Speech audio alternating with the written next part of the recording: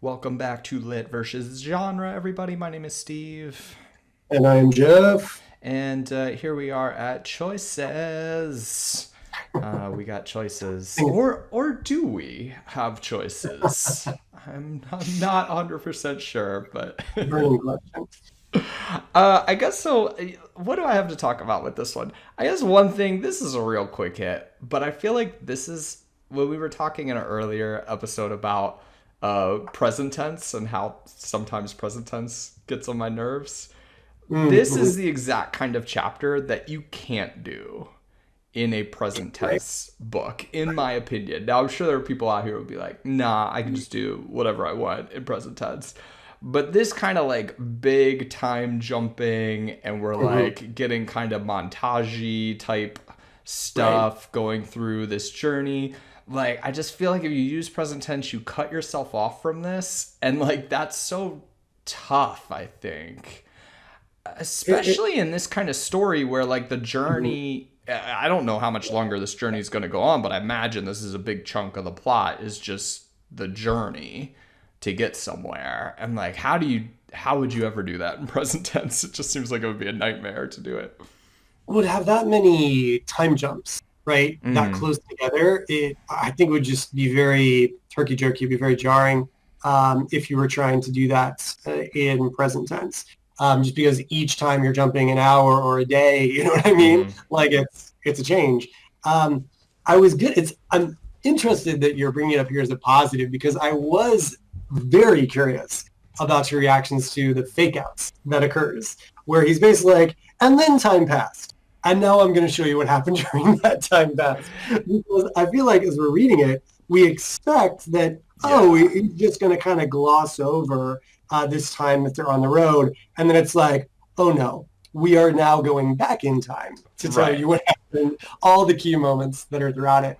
Well, you do Um, see I did highlight that yeah, because yeah, I was like, okay, so we're there. Cool. That's right, nice. exactly. I And then thought you'd be cool about it. And I'm like, sweet. and then I was like, oh wait, because I kept reading, and then I don't even think I processed it in my mind until a little bit later. I'm like, wait, I thought we were there. I'm like, oh, I I see what almost he's doing now. He's just kind I of almost wonder if that is purposeful. Like, I'm going to make you feel like, don't worry, we're there. It's cool, right? Now I'm going to tell you all the things that happened to get there as like a fake out that you don't even see. yeah. It It's was definitely an interesting choice, but okay, I'm down for it. because you didn't have to, right? Like that, we never needed that line that the journey to Barrelon took almost a week, right? Like Right, he could have just said the first day this happened, and then the next day that happened, and then two days later this thing happened, right? right. But um, but yeah, he chose to be like a little back and forth with it, which I was surprised by, but of course I still enjoy. I enjoy the travelogue nature, and I'm impressed by his ability to make the traveling interesting, and at least to me, mostly very character driven in terms Hmm. of the way people are acting and reacting. I mean, sure, we're getting some classic fantasy stuff with like sword training, which I'm like super all about, right? But mainly, I feel like it's focused on how the characters are reacting to those various things happening, or the idea of being on the road, or the fear of that they would have been chased and questioning is that over yet. But Right. obviously, that's my reactions, and I want to hear yours. What were your thoughts about these kind of little blips we get in the Uh, timeline? yeah, I liked them. There's some that I like definitely want to talk about. Well, one thing, let me just deal with this real quick. I'm glad we doubled back for some more horse names because I feel like that was a awful oversight that needed to be Exactly. corrected, and so there we go. Absolutely. It Uh, deepens the world. It it's even a world, yes. So wait, what was the one I wanted to talk about? Oh, I want to talk about that. I feel like this is my second really successful prediction. My first really successful one being that Eamon's field was going to be wrecked by the time Ray right. got there. That, that was a solid one. That was a Yeah. solid prediction. I think my second solid prediction was when anybody's ever talking smack about Moraine's going to be standing right behind him. Like I called that There was a minute. 2 years ago. Yeah. Yeah. No, you're right. You're right by the fire, and then it's like, oh snap, right? Yes. It's funny that you don't mention your one about Egwene, because I think the one about Egwene wasn't really a prediction. It was more just like, I will hate this novel if Oh, right, Egwene right, right. isn't there, right? And then she ends up being there, right? But yeah, I think you're right. This was more one you would softly been like, if someone's talking about Moiraine, she will hear, and she does, and she does. We learned that. Right on. So they're going. Oh, they also have a little moment where they're like, "This town is exactly the same as our town." So again, we're all Mhm. growing and realizing that folks aren't so different. Blah blah Which I blah.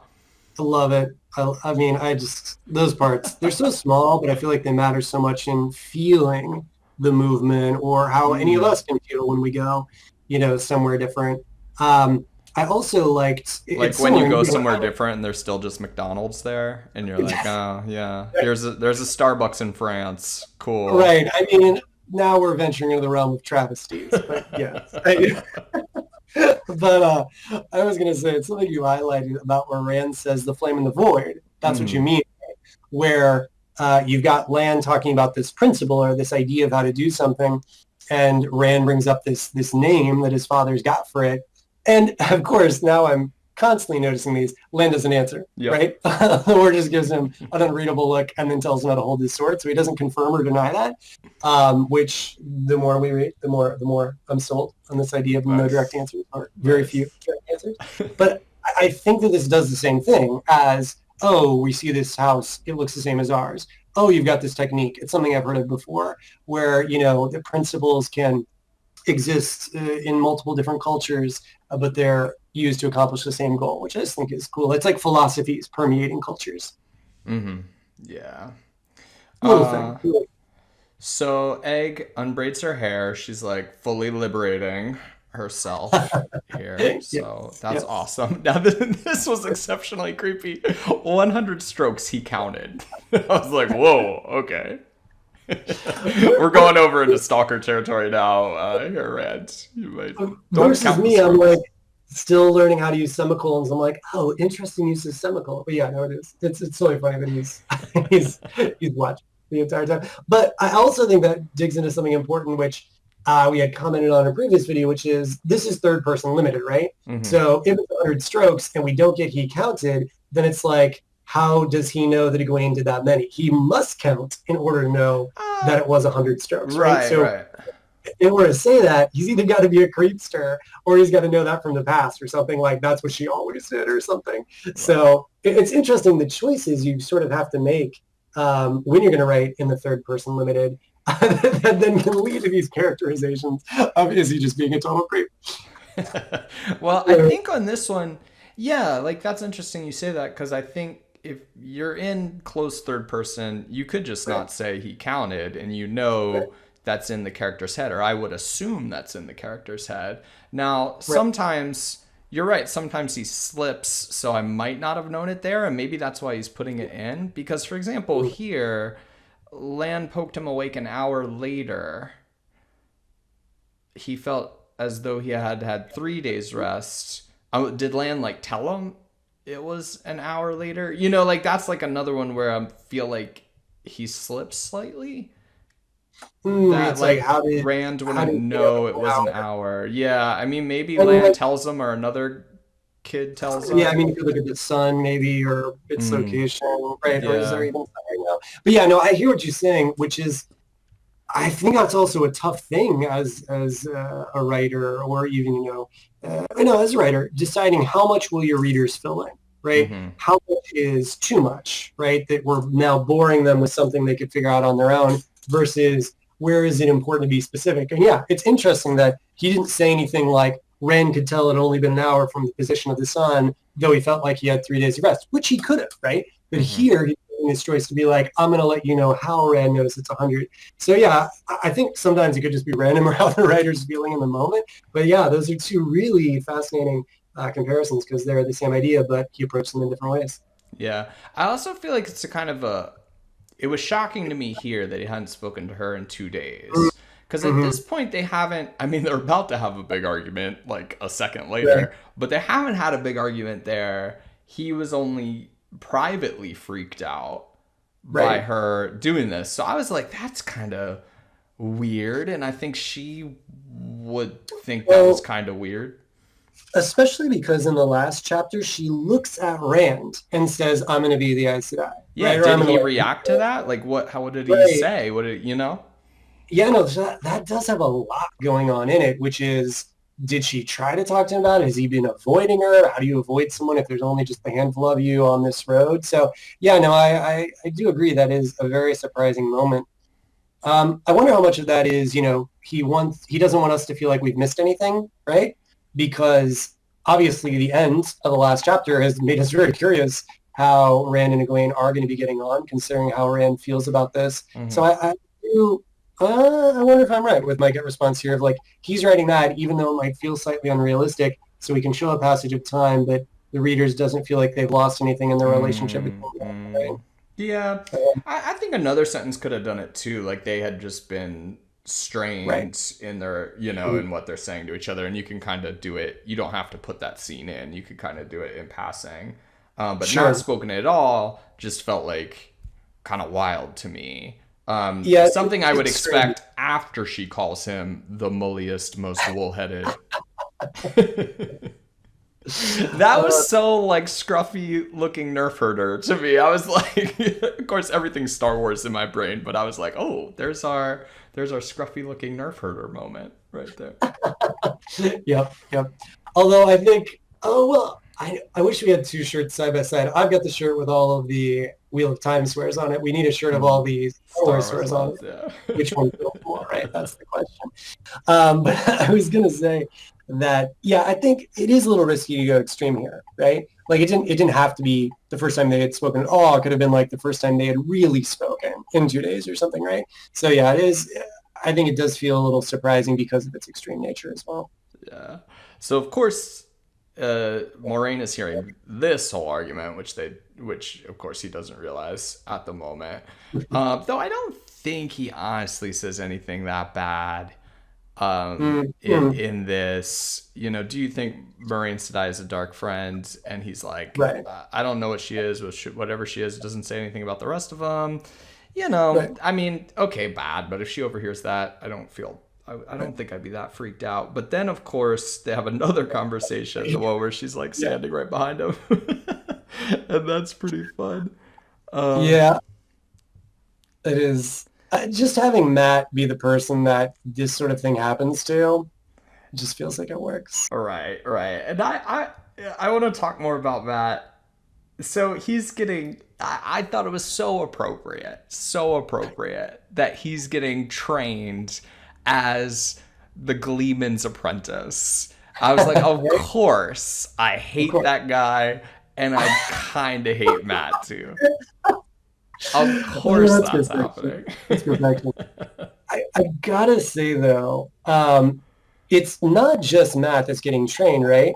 Because Rand is too, and I love the way that Robert Jordan gives us that information with the way that Matt talks to Rand about it, Like because about the he juggling or whatever. yeah, about like the juggling and that it indicates that it's been something they've both been trying, right? Right. But you're absolutely right. Of course, it's appropriate that the focus of who is getting trained by Tom is Matt, right? Yeah. But I thought it's clever the way Robert Jordan lets us know more is happening in this montage than we're seeing through what the people say to each other. Okay. So now we get. I think like maybe the first actual moment where Right. okay, there's some menace to Moraine. Yeah. Even this part, I'm basically on Moraine's side here about this. Like this isn't enough to like push me over to dislike her because like yeah, I guess one thing that we're not given here is like so what happens if the Dark One gets the Right. boy who is I'm guessing the Mm-hmm. Dragon Reborn. What happens if that happens? And it seems like terrible, right? Like I don't know what happens if that happens, but apparently it's bad enough that Moraine's like I will kill you before I let you get taken. Now at the same time, she's like I'm gonna do everything I can not so you don't get taken.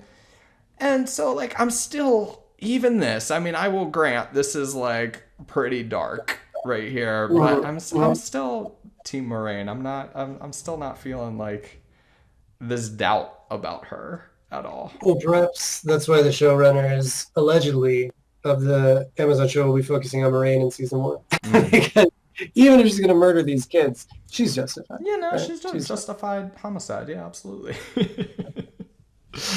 But I do. I'm glad you marked that moment though, because I do think, of course, in terms of storytelling and the narrative, it is a powerful moment. Um, Whether or not we agree with her or question her motives, just the idea that not only are these things chasing them that could be deadly, but like I think this gets into your question of like, are there really choices, right? mm, And that Moiraine will kill them if it seems like they're going to be going with the other way. So. And then Rand comments later on how, of course, there aren't really choices, which I'm sure you're going to be talking about. right. Yeah. Yeah. I mean, I don't want to get into it too much. You know how I feel about choices. I feel like choices are I'm, very important in fiction, almost of sole importance to me. I'm a choices maximalist in fiction, and I feel like I do feel like that is a little draining to be like, well, we just have no choice, and like you feel it a little bit, you know. right, But right. I don't know. It's not super dragging me down in this Mhm. chapter yet, but we'll see how it continues playing out in the rest of the Yeah, thing. it's a risk, right? Because you want your protagonist to be active, but at the same time, obviously, in this particular scenario, they're fleeing for their lives and they don't know what's going on. Hmm. And so I think this is what we see happen in a lot of first books or first or beginnings of fantasy stories is that you do have this character that's not necessarily getting to make a lot of choices, that is just sort of following other people who know more as they're growing and learning about the world. But then, of course, now you got the conundrum, how do I make that interesting? How do I make it to where it's like, well, why am I in this person's viewpoint? Why am I in the person's viewpoint where things are happening to, right? Mm. So it's that juggling act of, I need them to make choices, but maybe they're smaller choices while they're following someone else in this type of scenario. And I do think Jordan is succeeding at least to a degree because, as you said, even though you are someone who loves choices, this particular iteration of it isn't dragging you down because perhaps there's enough momentum or other things. Or why do you think that even though you love choices as much as you do, that you're quasi okay with it here, or you're not hating it to the degree you normally would? Any idea of that? This chapter, yeah, I don't know. Like it hasn't like changed my viewpoint on the book. It hasn't won me Mhm. over yet. But this Sure, is sure. just one chapter in it. I guess how long it keeps going with them Mm. not having any choice Right. is Right. tough. Like again, kind of reframe it. What if they did make a choice to try and Mm-hmm. leave, to try and ditch out and go to this other town instead of Berleon or whatever? Like, and then Mm-hmm. Moraine has to drag them back. I mean, that's a mini choice that maybe you would have to nip in the bud immediately after they make it, but it's still agency, you know? Right. Whereas, like, here, they're like, well, yep, she's right. I guess we're just going along with this and we won't talk smack behind her back anymore because she'll be right there listening to us, whatever we do. And I don't know. I feel like it's not the most fun, but it's not dragging me down in this I, chapter so much. I wonder, now that we're talking about this, how purposeful it was that just a few paragraphs later, Rand does something he shouldn't do, That's true. which is, He is making a choice here. yeah, he sneaks and goes and listens to this conversation. Obviously, Rand like completely freaks him out, right? Yeah. Which is, in keeping with her character and to me, very enjoyable. And now that we're, again, having that conversation so much, I do wonder if this is a perfect example of a little choice, right? Mm-hmm. Which doesn't net him a great deal. But it is still something he's doing that feels outside of the box. Yeah, yeah. No, I do like that. He is taking agency there to do that. So, and you do Mhm. feel tension in it, like immediately. Right, Like he gets to make right. a choice and you feel tension. Though, I mean, honestly, I think Jordan's only doing this to give us more mystery of the week. Right here with whoever else in Eamon's field is also has you got the touch. Whoever like that is. I have no idea what you're talking about. But no, I think it's mainly just so we can learn that there's earth, fire, water, air, and spirit. Oh, But really? That's your takeaway? I think no, my no, oh, you're I mean, I think it's a mix of things. Ideally, right, a portion of a scene is going to check multiple boxes, right. and so this is an option for Rand to be making a choice when he can't make other choices, an option to learn more about how the One Power works, an option to learn more about connections with other people. So I think it's just doing a lot of things. Okay, let me challenge you here, Bring it. Jeff. What you got? Magic system. How do you feel about this? Because this felt very like run of the mill to me. I mean, earth, wind, and fire. Do you remember? I'm gonna try and sing a lot in this I this like it. I particular have no episode. objections. But I'm earth, sure no wind, one and else. fire, water and spirit. I don't know. It's not. I was like, oh, okay, yeah, that's pretty typical that these would be our You like elements or some of whatever. that with Airbender. Yeah, Um, right. so I would agree, and that's why I think that the next sentence is so important. That like the men have the earth and fire, and the ladies have Right. the wind and water, and then the spirit. Who knows? Right. Exactly. Because he's taking something that's familiar, like a known magic system that, elemental magic is, been around for quite some time. Obviously, this book was written a while ago, Mm-hmm. but still, elemental magic, pretty standard, pretty par for the course.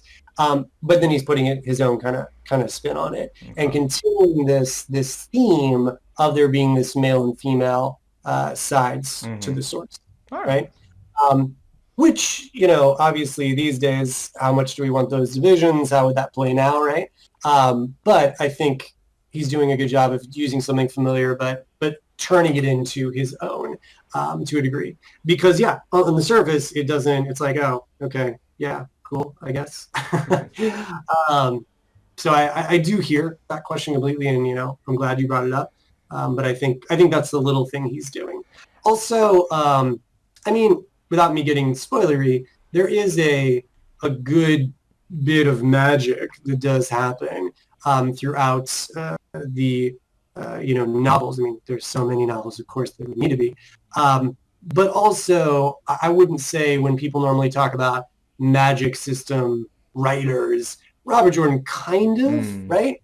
That's not sort of the main focal of this. There's definitely lots gotcha. of magic in it, but all of the mechanics of it are more specific than many other writers, like more specific than, say, Tolkien. But Mm-hmm. it's not like as crazy gamified as you'd see in more modern fantasy today. Gotcha. Okay. I'd like to have that conversation a bit more, maybe when we learn Sure. a bit more about the system, because I I would think that's a love it. fascinating thing about fantasy novels that I don't know how on board I am about or not.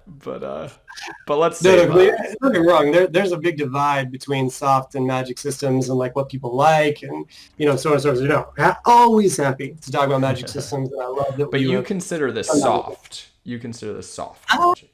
no, I'd put this one in between, Oh, leaning medium hard.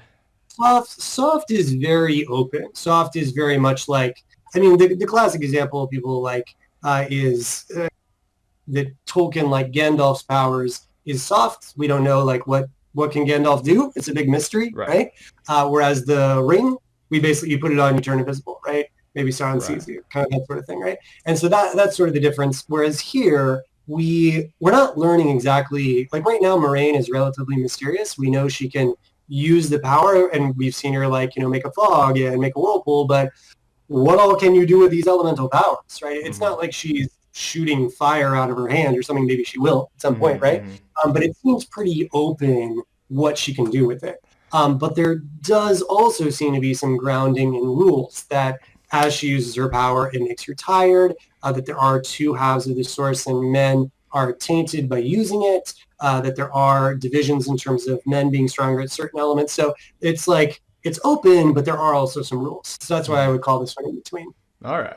All right. Well, we'll check back in on that because I have questions. I have I will questions have, and I I have could thoughts. talk about that other day. So happily, anytime. Okay, let me say this. This is exactly the kind of dream sequence I like to see right here. One sentence and out. And also a pretty like funny dream sequence, like It where all was, right? men are dragon reborn and all women have blue stones in their hair. That's perfect, man. That's your dream sequence. That's all you need. It tells you everything you need to know about his psychological state. We don't need to spend any more time. in I there. can't believe I'm going to say this, but I am almost happier you brought up that than the magic system stuff, even though I love magic systems Uh, because I could not agree more. Um, I thought that that quick dream really just did a great job of sort of what we'd see in traditional dreams of giving an insight into how that character's yeah. feeling, what's going on. And it just feels so appropriate for what's happening. So yeah, Pit. absolutely agree. It's like pithy, fun sentence, and Mhm, out. mhm, mhm.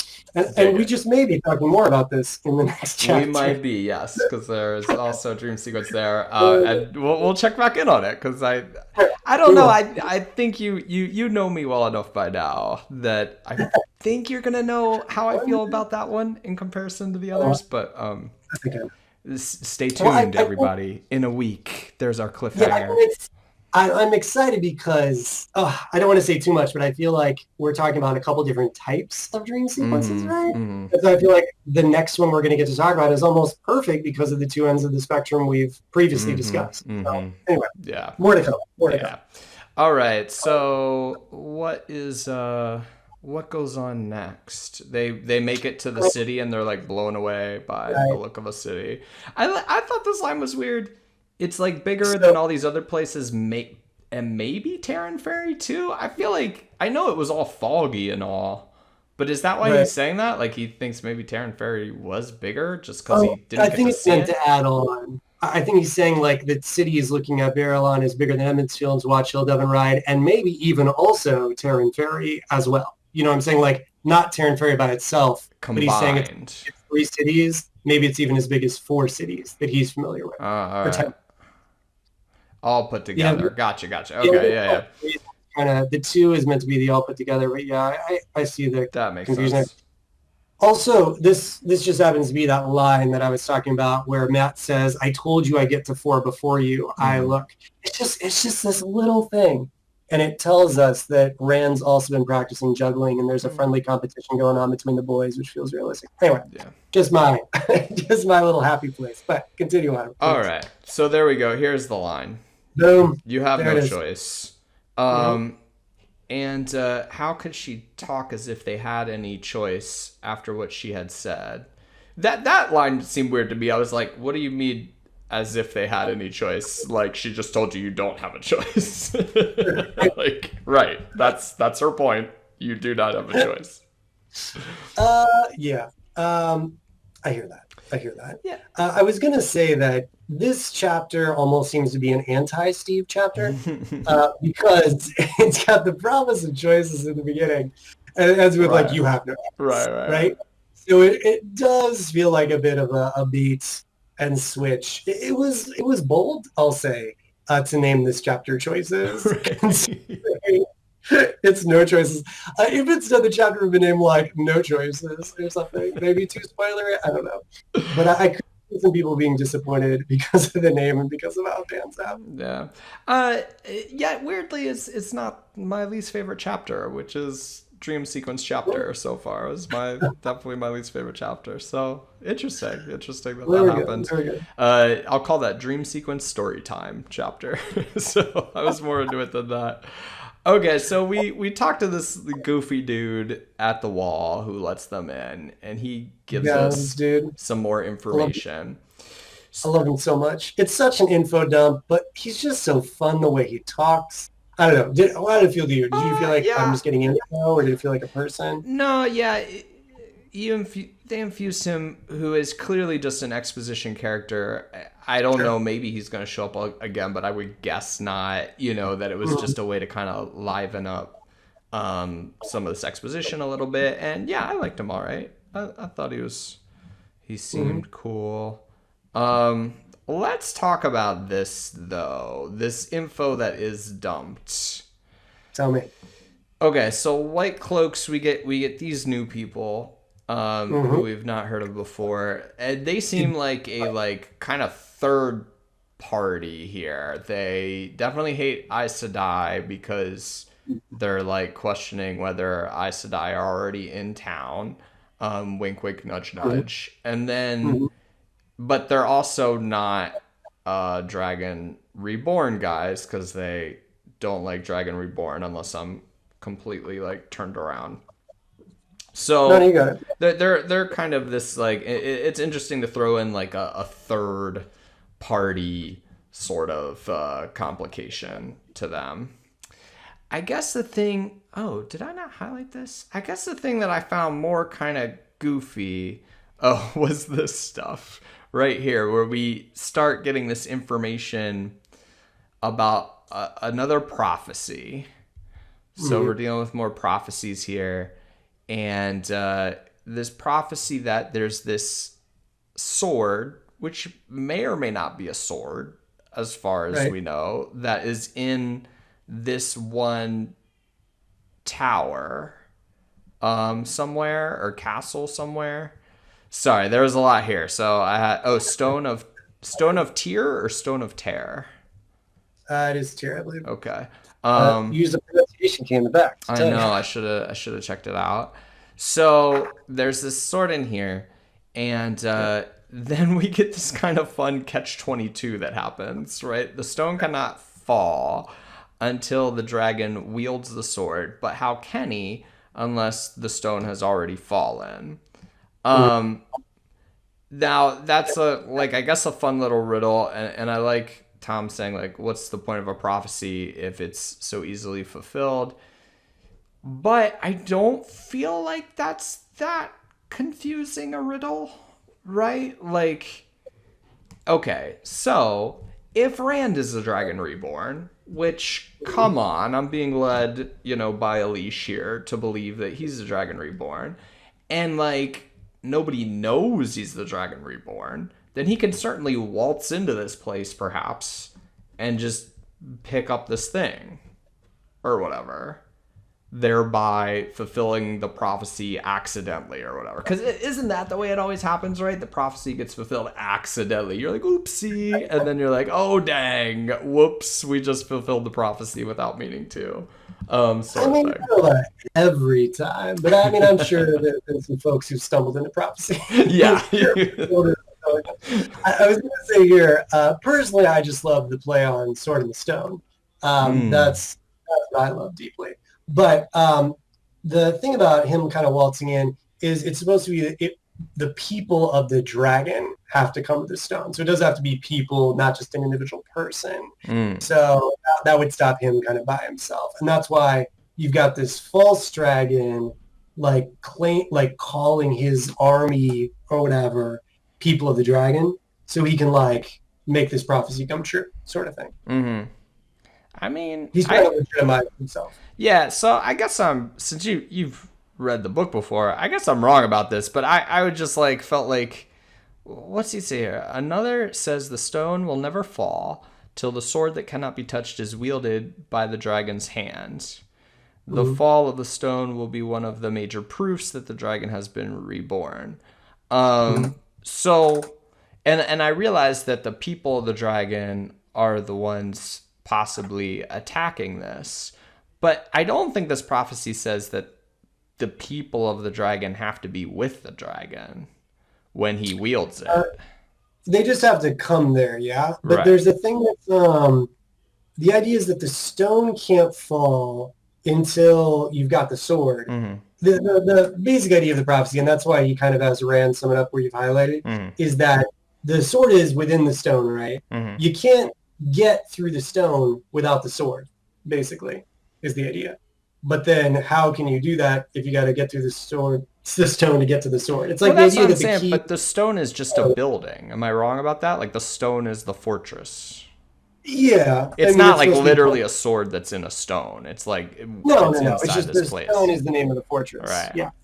I think Iran's just gonna like wander in and be like, "Ooh, what's this? This looks cool," and very, very King Arthur-ish, just accidentally grab it, and we're like, "Oh crap!" I Uh, mean, obviously, I cannot comment on whether that happens or so not. that's big prediction number 4 from Steve. Here it is, y'all. Big prediction number 4.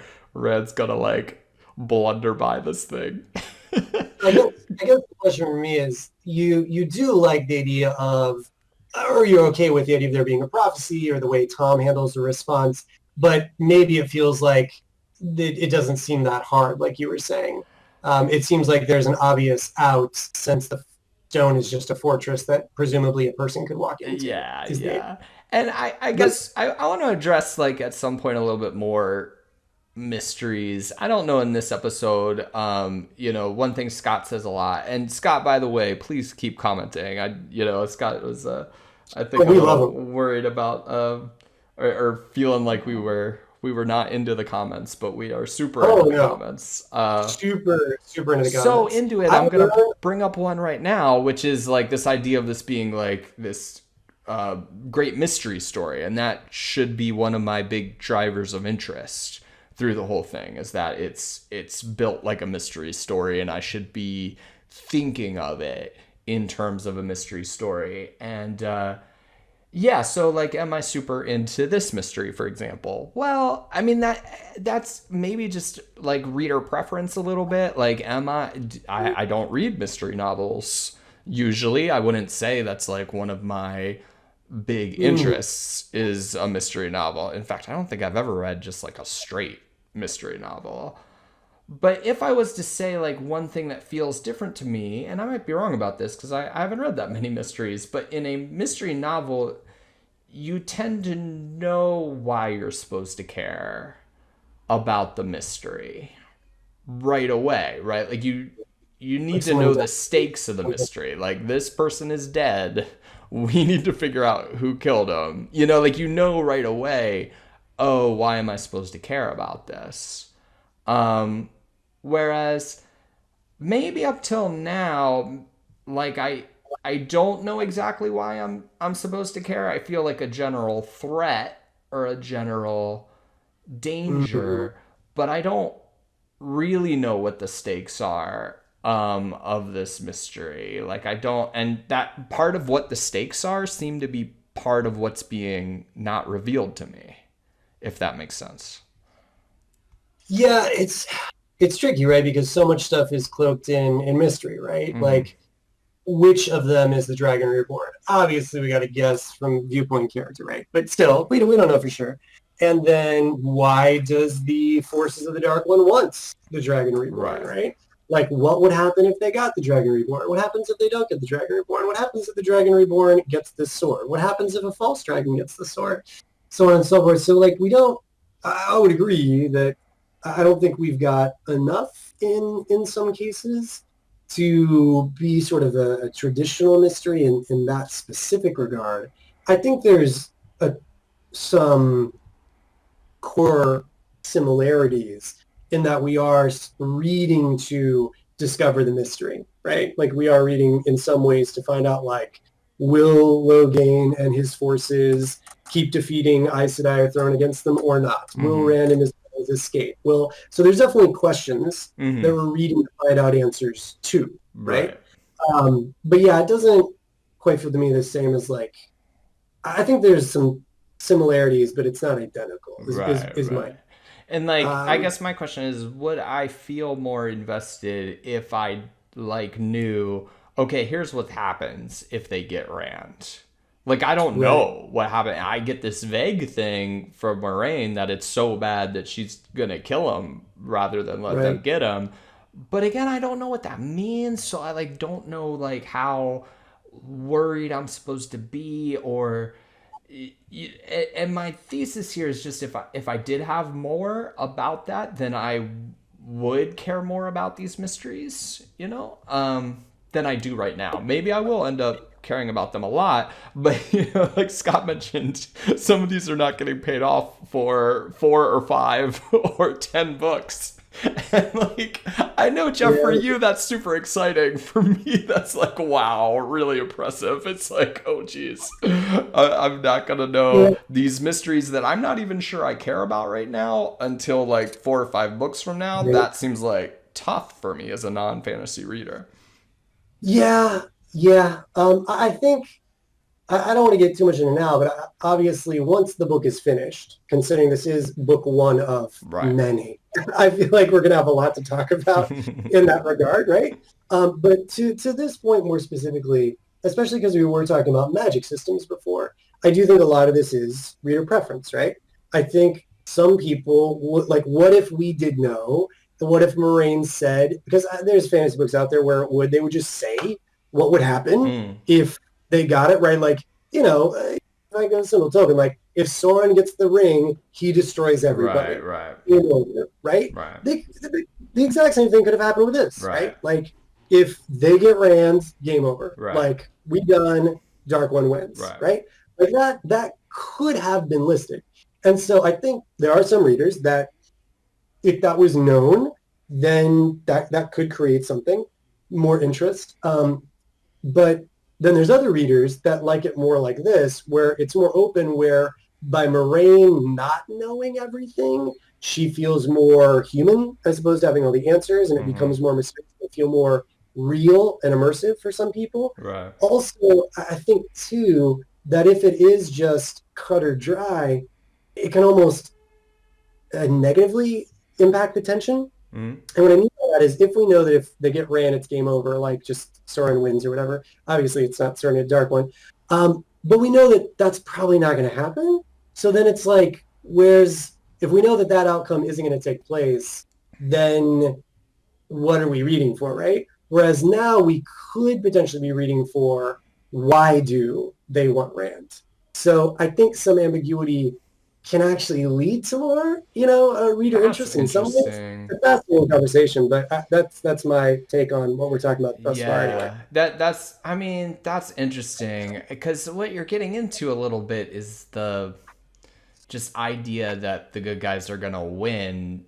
Does that zap tension? And yeah, like I guess there's an argument that it does, but like does knowing, because Lord of the Rings is an interesting example. You know, like immediately. I mean, not immediately in the book, I'm guessing, but immediately in the movies or pretty early on, like what the stakes are of this ring Right. falling into the wrong hands. Mhm. And even though I guess like this is probably going to end happily, it's not going to end with Sauron getting the ring and destroying everything.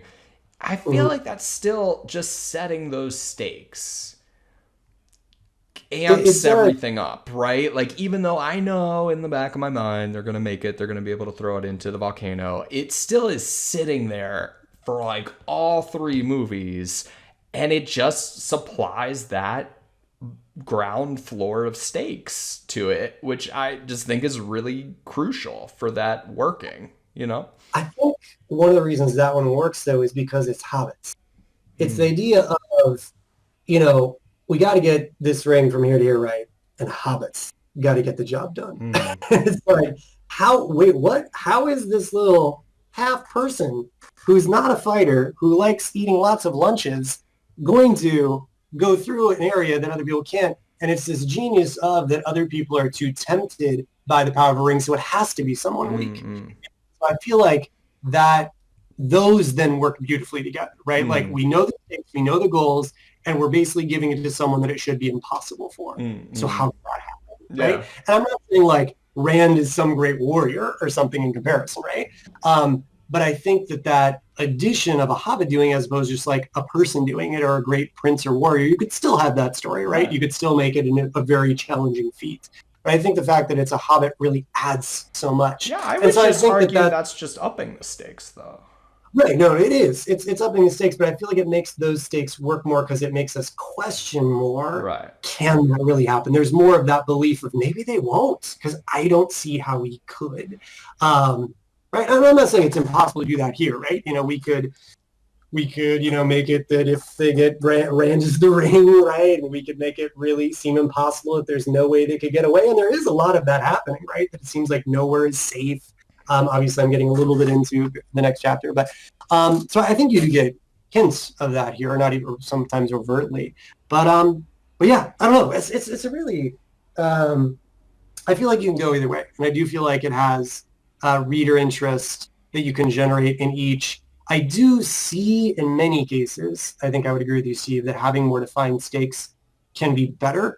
But I do think there are also reasons here why this one is kept more ambiguous. But there are then dangers to that, like how much do you then care about these things that you don't know about? And is that, again, something that a fantasy reader gets into and why the pool of fantasy readers is more limited than, say, the pool of people that watch TV shows about fantasy stuff. Right. Yeah. Well, we'll keep checking back in. Let's do like the Steve mystery check-in and like how invested I am I in the continuing No, no, mystery I as it like continues to go.